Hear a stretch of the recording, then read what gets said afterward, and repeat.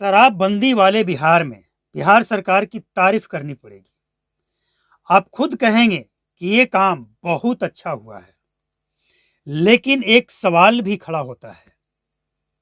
वो सवाल क्या है और क्या कार्रवाई हुई है बिहार सरकार के द्वारा, कितना सही है कितना गलत है, सब कुछ डिकोड होगा आज की इस रिपोर्ट में। इस रिपोर्ट को बिना पूरा देखे आप जा नहीं सकते हैं, और अच्छा लगे तो बिना लाइक और बिना शेयर किए आप रुक नहीं सकते हैं। आपको बताएं कि कई बार लाखों करोड़ों का जो शराब पकड़ा जाता था और इसके बावजूद शराब बेचने वाला पकड़ में नहीं आता था। ये जो तस्वीर आप देख रहे हैं ना कुर्की जब्ती का, ये बिहार पुलिस के नज़र में एक बड़ा शराब तस्कर, शराब माफिया का है। उसके घर में कुर्की जब्ती हुई है। उसके घर के दरवाजा, कुर्की जब्ती का मतलब समझ सकते हैं, हर चीज को उठाकर ले जाना जो कामयाब है। दीवार और छत को छोड़कर बाकी जो भी उस घर में कामयाब है सबको पुलिस उठाकर ले जाती है ट्रैक्टर में लोड करके। और ये जो मोतिहारी में कार्रवाई हुई है, पिपरा कोठी थाना क्षेत्र के जीव धारा बाजार के आसपास चकिया एसडीपीओ सत्येंद्र कुमार सिंह और सदर डीएसपी जितेश पांडे के नेतृत्व में ये जो कार्रवाई हुई है।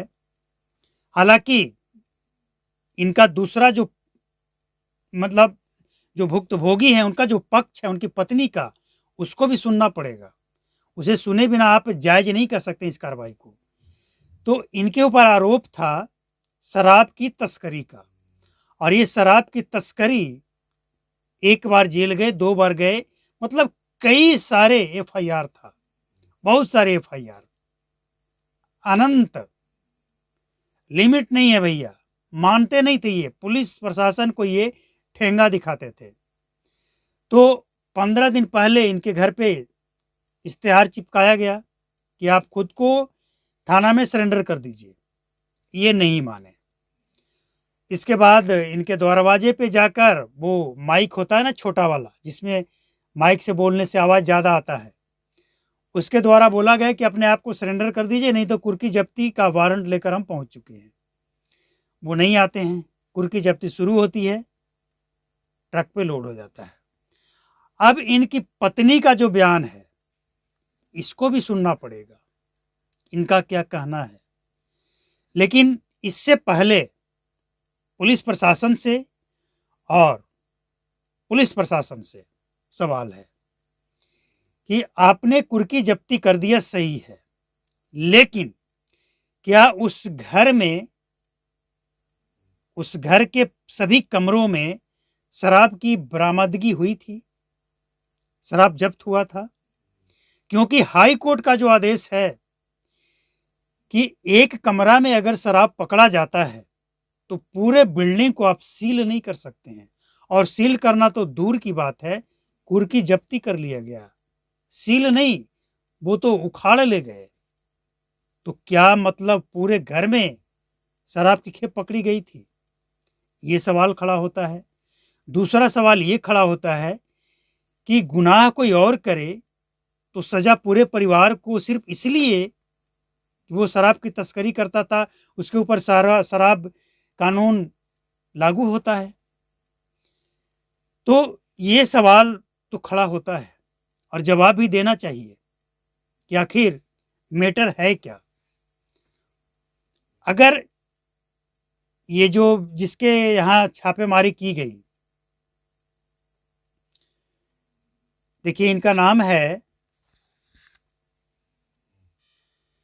देखिए नाम बताया जा रहा है रंजीत गुप्ता। अब उनकी पत्नी का क्या कहना है इसको सुन लीजिए। उनकी पत्नी जो है वो, पत्नी का नाम है नीतू गुप्ता, जिला परिषद के सदस्य हैं। उनका कहना है कि उनके पति के ऊपर जितने भी आरोप लगे हैं वो सब के सब गलत है, और ये कुर्की जब्ती तो गलत है, क्योंकि ये एक राजनीति साजिश के तहत उनको फंसाया गया है। ये कहना ही आरोप है उनकी पत्नी नीतू गुप्ता का। लेकिन रंजीत गुप्ता के ऊपर प्रशासन का जो आरोप है कि इनके ऊपर कई सारे एफआईआर हैं और ये मान नहीं रहे थे, अपनी तस्करी कोई आगे बढ़ा ही चले जा रहे थे, इसीलिए ये सब कुछ हुआ है। अब सवाल बहुत सारे हैं कि बड़े बड़े तस्करों को जो ये आरोप लगाया जाता था ना पुलिस के ऊपर कि बड़े बड़े तस्करों को छोड़ दिया जाता है, तो देखिए बड़े तस्करों के घर में कुर्की जब्ती हो गई है। लेकिन अगर ये कुर्की जब्ती फर्जी है, मतलब गलत तरीके से फंसाया गया और कुर्की जब्ती की गई है, तो फिर प्रशासन के ऊपर उंगली तो खड़ी होगी, सवाल तो पूछा जाएगा। और सवाल ये है कि जो आरोप है पत्नी का, इसको आप कैसे इनकार करेंगे? हालांकि परिवार हैं तो ये आरोप जो लगाएंगे उसमें कितनी सच्चाई है, कितनी झूठाई है, ये तो एक जांच का विषय है। लेकिन अगर आरोप लगा है तो लोग सवाल तो पूछेंगे कि क्या राजनीति साजिश के तहत फंसाया गया या फिर सचमुच में शराब की तस्करी होती थी, शराब पकड़ा गया, और अगर ये सब सही है तो उसका कोई वीडियो, कोई प्रूफ, कोई सबूत तो होगा पुलिस के पास, उसको जारी करे। हालांकि प्रशासन की भी कई सारी मजबूरियां होती है, वो पब्लिश क्यों करें, वो कोर्ट में जाकर पेश करेंगे, और कोर्ट में पेश तब करेंगे जब रंजीत गुप्ता को कोर्ट में पेश करेंगे, सबूत दिखाने की नौबत आएगी। मतलब देखिए, शराब तस्कर छोटा हो या बड़ा हो, अगर शराब की तस्करी करता है, बिहार में शराबबंदी है, इसके बावजूद तो कार्रवाई तो होनी चाहिए, इसमें कोई डाउट नहीं। कानून का जो उल्लंघन करेगा उस पर कार्रवाई होगी।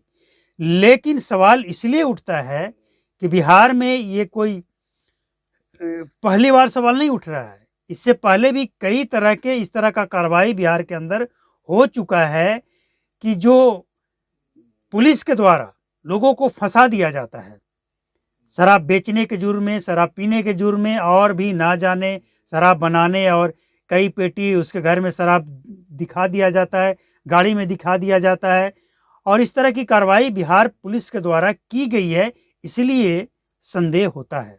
वो कहावत आपने सुना है ना कि जब दूध से मुंह जल जाता है तो सफ़ेद चीज़ मट्ठा भी देखकर छाछ भी लोग फूंक फूंक कर पीने लगते हैं कि ये भी सफ़ेद है, कहीं मुंह न जल जाए। यानी पुलिस वाले की इस कार्रवाई के बाद सवाल इसलिए खड़े हो रहे हैं कि पुलिस वाले पहले भी आम लोगों को फंसा चुकी है, उनके गाड़ी को जब्त कर चुकी है, उनके गाड़ी को थाना से गायब तक करा दिया जा चुका है, उनका गाड़ी जो है उसका चेचिस और ये सब चेंज हो जाता है। मतलब शाम में गाड़ी थाना में नया जाता है और सुबह होते होते पुराना हो जाता है, उसका चेचिस नंबर वगैरह सब बदल जाता है।